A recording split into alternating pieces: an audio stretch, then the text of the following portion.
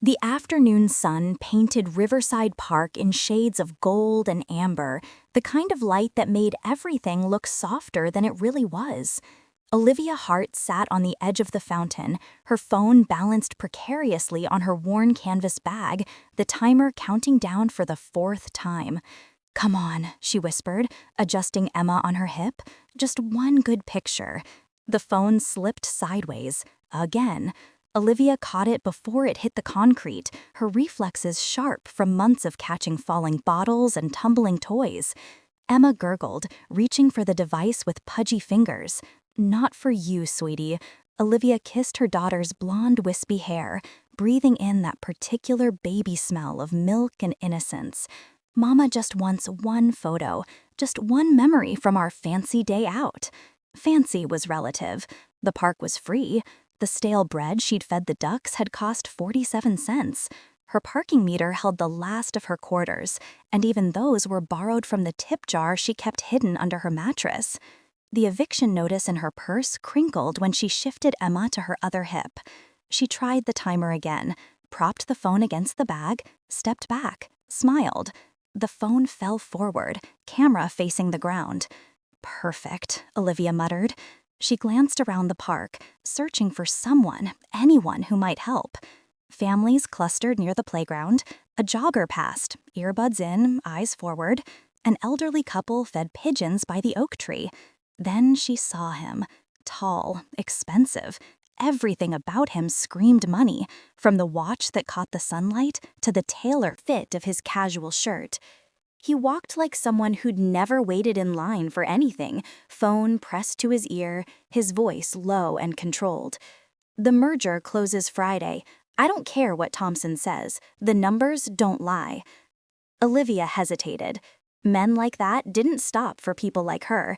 She knew that, had learned it working double shifts while customers in designer shoes snapped their fingers for refills. But Emma was getting fussy.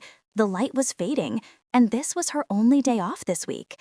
"Excuse me," she stepped into his path, heart hammering. "I'm so sorry to bother you, but could you possibly take one quick photo? My timer keeps falling, and I'm busy." He didn't even look at her, already moving around her like she was an obstacle, nothing more. Emma reached out as he passed. Her small hand grasped for the gleaming watch on his wrist, fingers closing around the metal band. "Oh, Emma, no!" Olivia tried to pull her back, but Emma held on, laughing that pure baby laugh that seemed to light up the whole park. The man stopped, finally looked down. His eyes were blue-gray, sharp and assessing, the eyes of someone used to calculating value in an instant. But something shifted when he saw Emma's face. Something cracked in that polished exterior. Emma patted his hand, still gripping the watch. "I'm sorry," Olivia said quickly, gently prying Emma's fingers loose. "She's 8 months old. She grabs everything." "It's fine." His voice had changed, softer, distant. He was staring at Emma like she was a ghost. "The photo would just take a second," Olivia tried. "I don't have many pictures of us together. I'm always the one behind the camera, you know?" He looked at her then. Really looked. His gaze traveled from her freckled face to her patched diaper bag to her worn sneakers. She lifted her chin. Let him look. "One photo," he said finally. "Then I need to go." Thank you so much." Olivia handed him her phone, showed him the camera button. "Just press here. We'll be right by the fountain." She positioned herself on the fountain's edge, settling Emma in her lap. Smiled. Emma waved her arms. The man raised the phone, then lowered it. "She's reaching for me again," he said. Olivia looked down. Emma was indeed stretching toward him, making that eh sound that meant she wanted something. "Emma, no, stay with Mama." "Let me hold her." The words came out rough, like they'd been dragged from somewhere deep. "For the photo." "You don't have to." "I know." He stepped closer, awkward, clearly unpracticed. He held out his arms like he wasn't sure what to do with them. Olivia stood, transferred Emma carefully. The man's hands were large, hesitant, holding Emma like she might shatter. But Emma settled against his chest, grabbed his collar, and smiled up at him. That crack in his exterior widened. I'll take it, Olivia said softly. She retrieved her phone, stepped back, watched through the screen as the stranger held her daughter with a gentleness that seemed to surprise him. Emma reached up, touched his face. He went completely still. Olivia pressed the button. Once, twice, 3 times. Got it, she whispered. The man didn't move. Emma patted his jaw, curious and fearless the way only babies could be. His phone rang in his pocket, shattering the moment. He blinked, seemed to remember himself. Carefully, almost reluctantly, he handed Emma back to Olivia. Thank you, Olivia said. Really, you have no idea what this means. He pulled out his phone, glanced at the screen. His jaw tightened.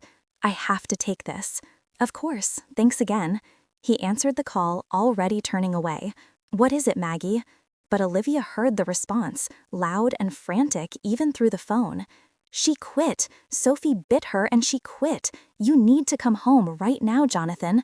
That's 14 nannies in 10 months. 14. The man, Jonathan, closed his eyes briefly. I'll be there in 20 minutes. He ended the call. Stood there for a moment, shoulders tight with tension. Olivia watched him, Emma heavy in her arms. She shouldn't say anything, shouldn't get involved, but something about the exhaustion in his face, the defeat, made her speak. Nanny troubles? He looked at her like he'd forgotten she existed. You could say that.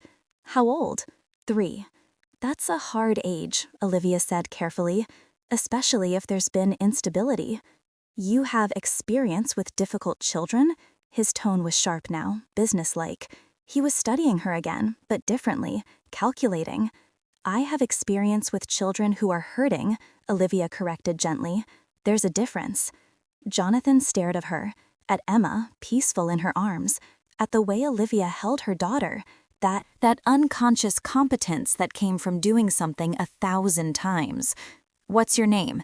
Olivia Hart. And you work with children?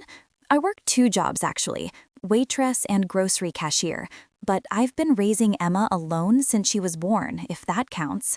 His eyes narrowed. How would you like a different job, Miss Hart? Olivia's stomach dropped. She'd heard offers like that before. Men in expensive watches didn't hire waitresses for legitimate work. I'm not interested in, as a nanny, he interrupted, for my daughter, starting Monday. The world seemed to tilt slightly. They're joking.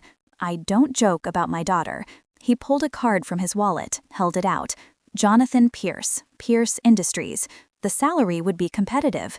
Olivia took the card with trembling fingers, read the name, the title. She'd seen him on the news.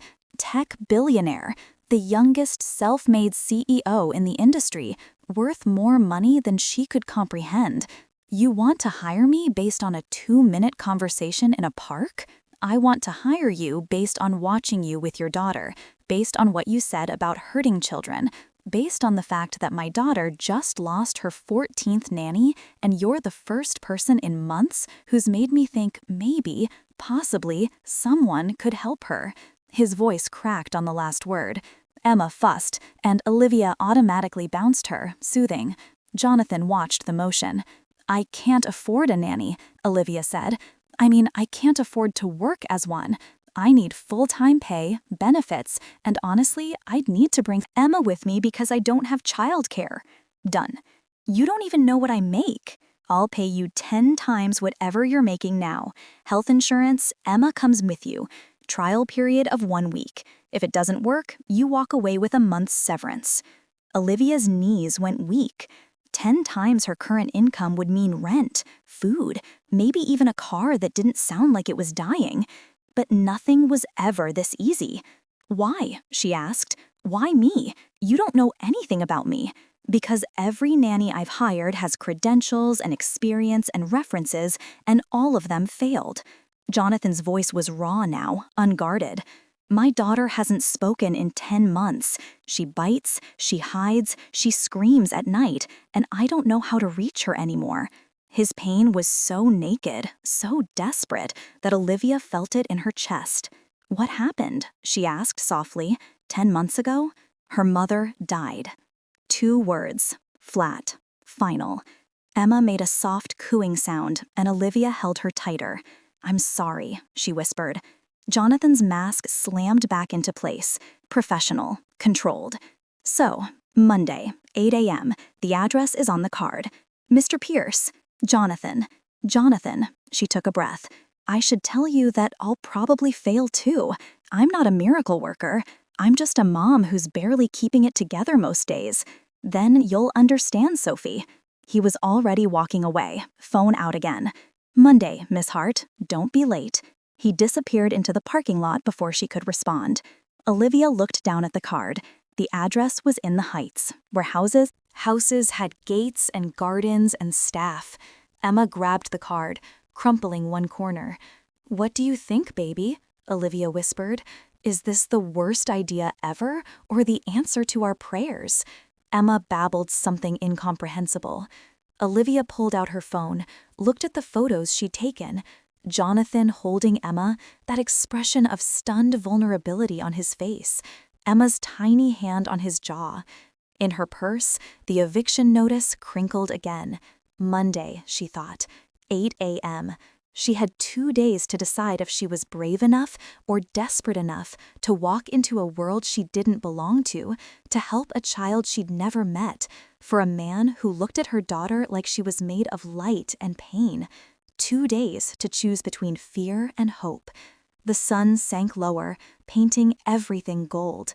Olivia Hart tucked the card into her pocket and carried her daughter home.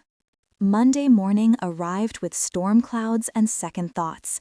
Olivia stood outside the Pierce estate gates, Emma strapped to her chest in a carrier, staring up at the mansion that looked more like a museum than a home. Glass and steel and perfect angles. Not a single toy visible in the manicured lawn. Not a single sign that a child lived here. Her finger hovered over the intercom button. "We can still leave," she whispered to Emma. "Go back to the cafe. Pretend this never happened." Emma grabbed her mother's finger and grinned. Olivia pressed the button. The gate swung open silently, efficiently, like everything else probably worked in Jonathan Pierce's world. The front door opened before she reached it. A woman in her late 50s stood there, silver hair pulled into a neat bun, sharp brown eyes assessing Olivia in one quick sweep. "Miss Hart, I'm Margaret Townsend, Mr. Pierce's executive assistant." She stepped aside. "Please come in." The entryway was vast. Marble floors reflected the cloudy morning light from floor-to-ceiling windows. A staircase curved upward like something from a movie. Olivia felt very small. "Mr. Pierce is in a conference call," Margaret said, leading her through hallways that seemed to stretch forever. "He'll check in later. I'm to give you the tour and explain Sophie's routine." "Is she awake?" "She's in her room. Hasn't come out yet this morning." Margaret's voice softened slightly. "That's normal for her now." They passed a living room that looked unused, a dining room with a table that could seat 20, a kitchen with appliances Olivia couldn't name. "This is the family wing," Margaret said, stopping at a closed door painted pale purple. "Sophie's room." She knocked gently. "Sophie? The new nanny is here. Her name is Olivia." Silence. Margaret opened the door anyway. The room was beautiful. Expensive toys lined shelves, untouched and perfect. A canopy bed with silk curtains. A reading nook with cushions that probably cost more than Olivia's monthly rent. And photos. So many photos of a woman with Sophie. The same dark hair, the same blue-gray eyes. Laughing, hugging, alive. Victoria. Sophie was nowhere visible. "She's under the bed," Margaret whispered. "She hides there most mornings." Olivia's heart cracked.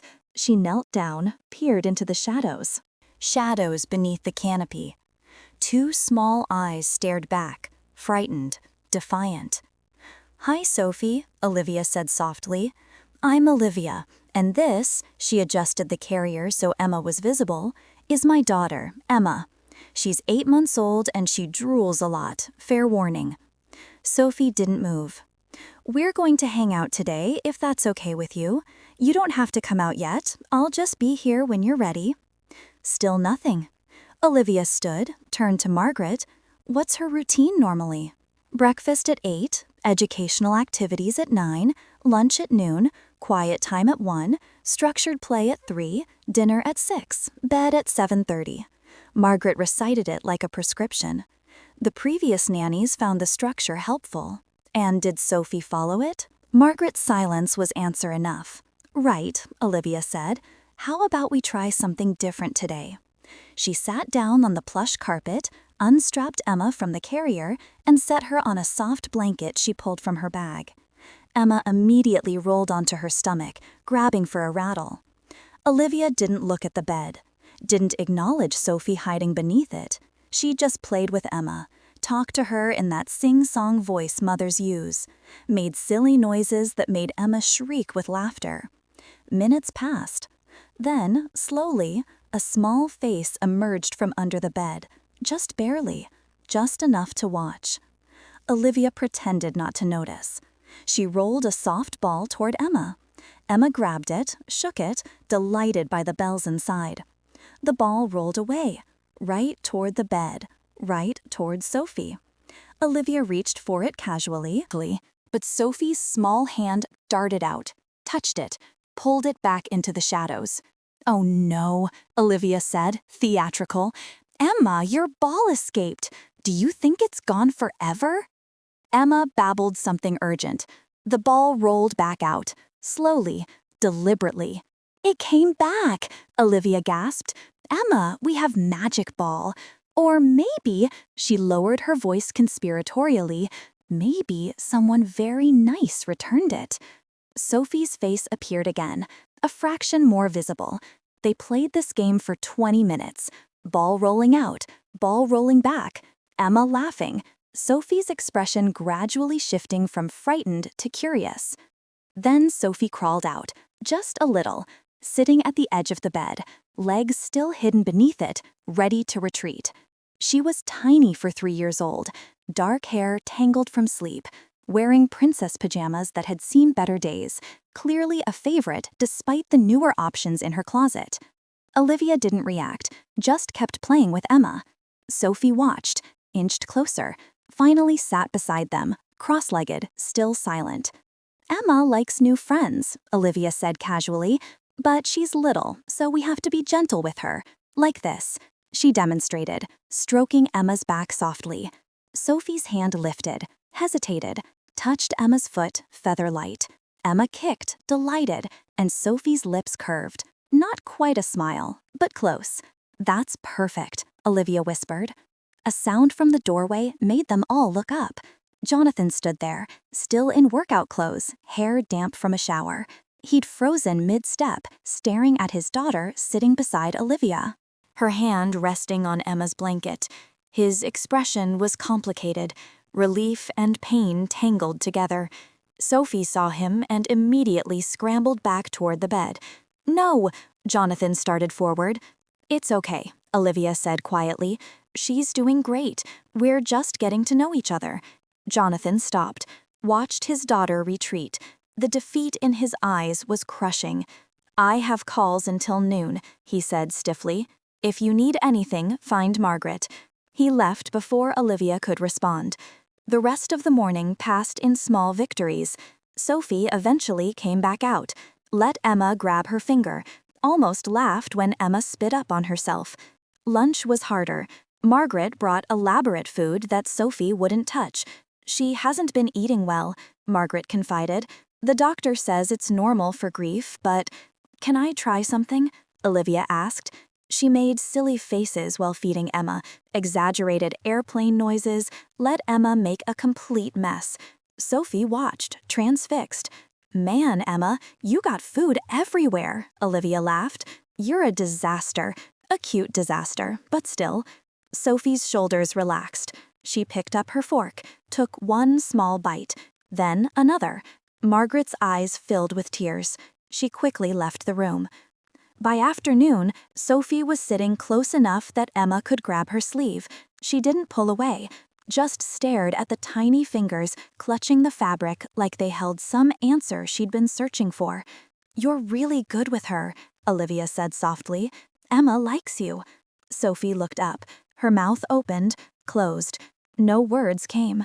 That's okay, Olivia assured her. You don't have to talk. Sometimes being quiet is good too. Night came too quickly. Margaret showed Olivia the guest room where she'd stay with Emma. It was bigger than her entire apartment. You did well today, Margaret said. Better than well. Sophie ate. She came out of her room. She smiled.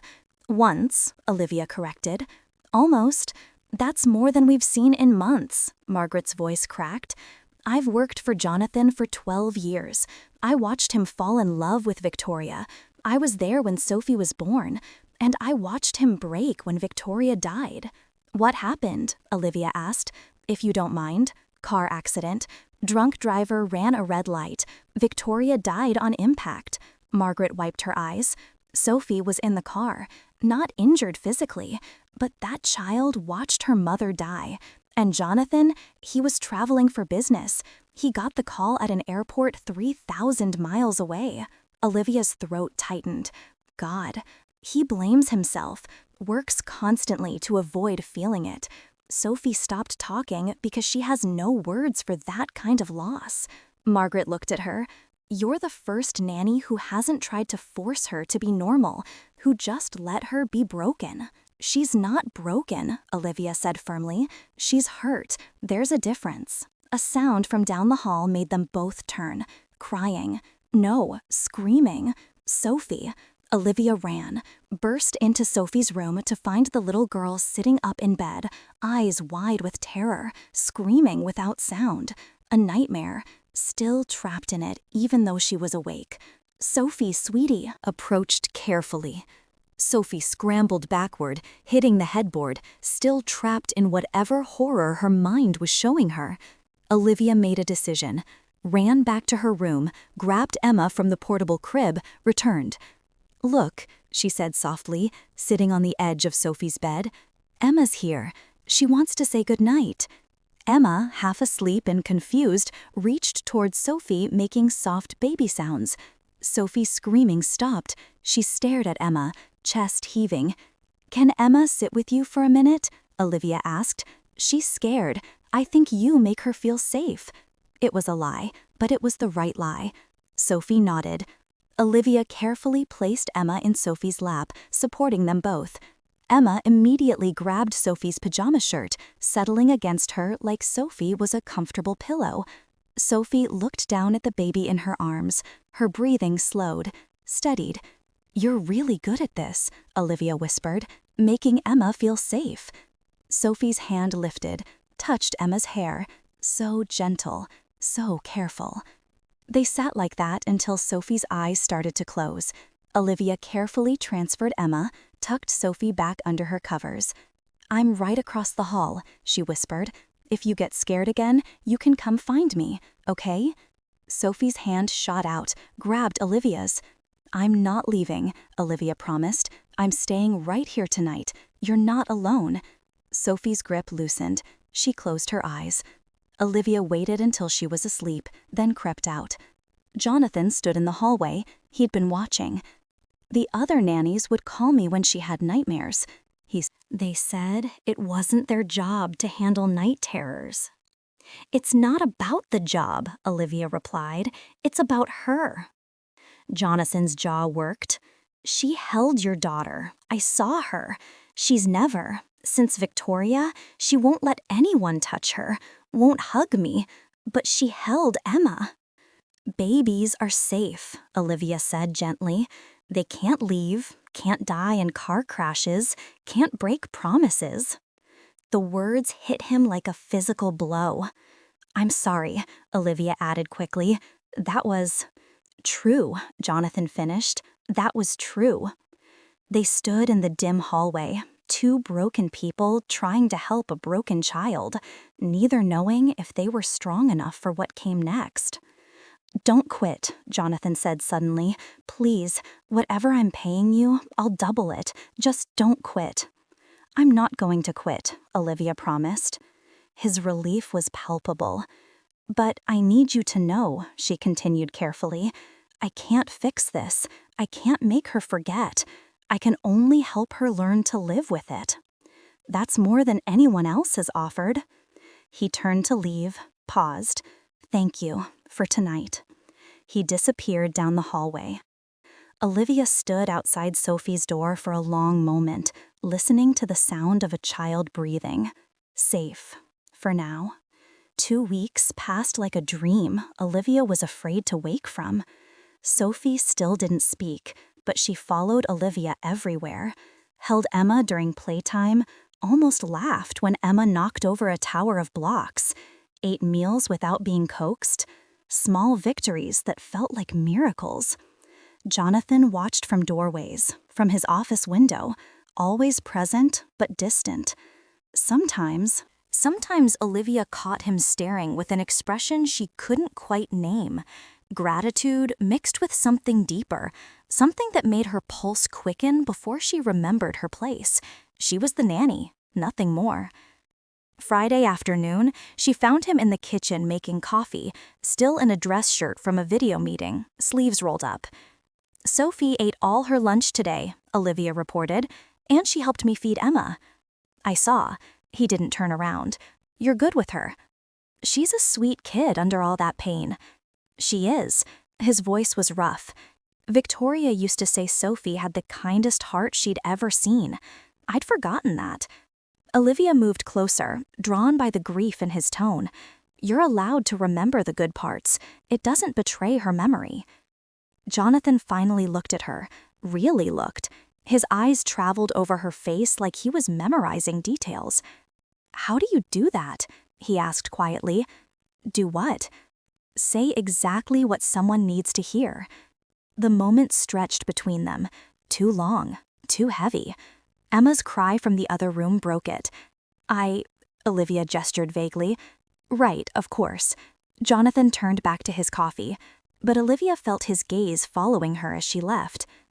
That evening, Margaret pulled her aside, face pale. "Catherine Pierce called, Victoria's mother. She's arriving tomorrow." The name sent ice through Olivia's veins. Is that bad? Catherine hasn't accepted Victoria's death. She's been calling constantly, demanding more time with Sophie, questioning Jonathan's parenting. Margaret's hands twisted together. She blames him for the accident, says if he hadn't been traveling, Victoria wouldn't have been driving alone that night. That's not fair. Grief isn't fair, dear, and Catherine is drowning in it. Saturday morning brought a woman who looked like an older, harder version of Victoria from the photographs. Catherine Pierce arrived in a town car, dressed in black despite the 11 months that had passed, her expression carved from stone. Jonathan met her at the door. "Catherine." "Where's my granddaughter?" No greeting, no warmth. "Playing. I'll bring her down." "I'll come up." Catherine pushed past him, decades of familiarity with this house giving her confidence. She stopped when she saw Olivia in the hallway, Emma on her hip. "And who is this?" "Sophie's nanny, Olivia Hart." Catherine's eyes narrowed. "Another one? How many does this make, Jonathan? 15? 20? "Catherine, don't." "And she brings her own child to work?" Catherine's voice dripped disdain. "How professional." "It's part of the arrangement," Jonathan said tightly. "Sophie responds well to Emma." "Sophie responds well because she's desperate for stability her father refuses to provide." Catherine's words were knives. "Working every hour, traveling constantly, hiring strangers to raise his daughter? That's enough." "Is it? Because I've been talking to lawyers, Jonathan.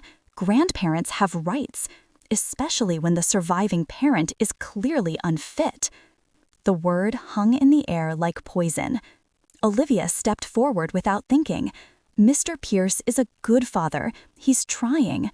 "I didn't ask for our opinion, girl." Catherine's gaze raked over her. "You're the help. Remember your place." Jonathan's hand clenched into a fist. "You need to leave. Not without seeing Sophie." A small sound from the stairs made everyone turn. Sophie stood there, frozen, staring at her grandmother, at the argument, at the anger filling the space. "Sweetheart," Catherine's voice transformed, suddenly soft. Come to Grandma.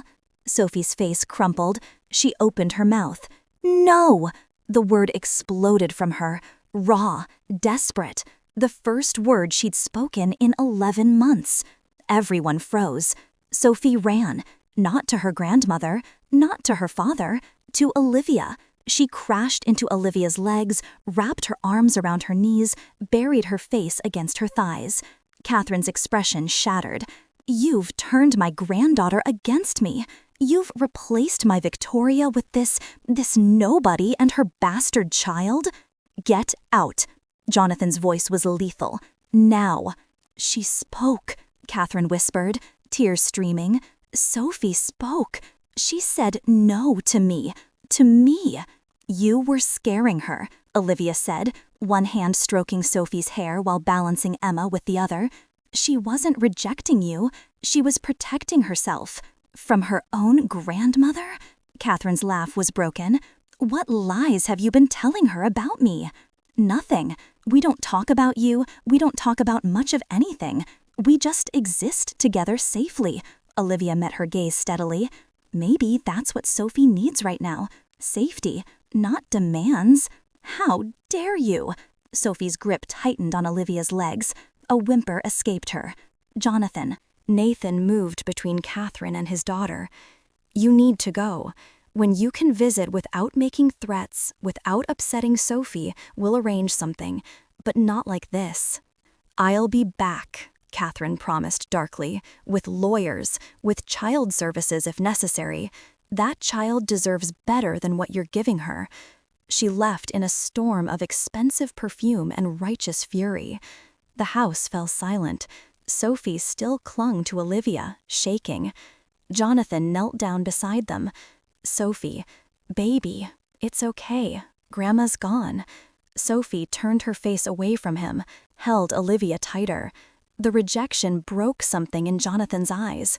Let me take Emma, he said quietly to Olivia. You focus on Sophie. Olivia transferred Emma carefully. Their hands brushed. The contact lasted a heartbeat too long. Jonathan carried Emma toward the kitchen. Olivia lifted Sophie, who wrapped around her like a barnacle, face buried in her neck. You're safe, Olivia whispered. You're so safe, sweetheart. She carried Sophie to her room, sat on the bed with her, rocked her like she rocked Emma when the world was too big and scary. Minutes passed, maybe hours. Finally, Sophie's grip loosened. She pulled back, looked at Olivia with those blue-gray eyes so like her father's. Her mouth opened, closed, opened again. Stay. One word, barely a whisper. I'm staying, Olivia promised. Forever? The question was a knife to the heart, because Olivia couldn't promise that, couldn't promise anything in this borrowed life she was living. For as long as you need me, she said instead, as long as your daddy wants me here, I'm not going anywhere. Sophie seemed to accept this. She laid her head back on Olivia's shoulder.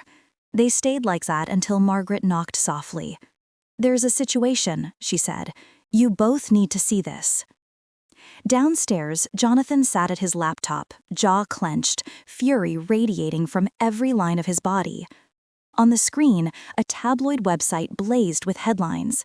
Billionaire CEO's new romance, mystery woman and baby spotted at Pierce Estate. Photos. Olivia getting out of her car with Emma. Olivia in the garden with Sophie and Emma.